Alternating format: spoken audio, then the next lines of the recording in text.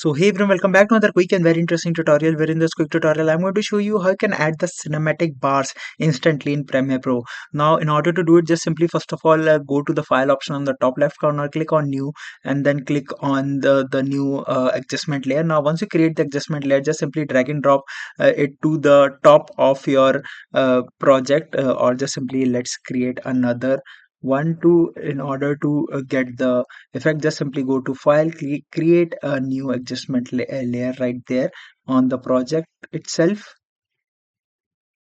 Now hit OK and add that particular adjustment layer on the top of your project, extend it to the last, then go to the effects panel right there. You can find it right here only, or just simply find it right here. You can see the effects panel. Now search for crop in here and copy and paste it to the adjustment layer.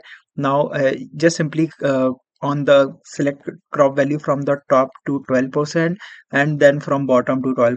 Now you'll notice you have a cinematic look, black bars on your videos just by using this crop feature. Alright, so that's it for this tutorial. I hope this video will be helpful for you. Make sure to hit the like button and subscribe button for more such helpful and interesting tutorials.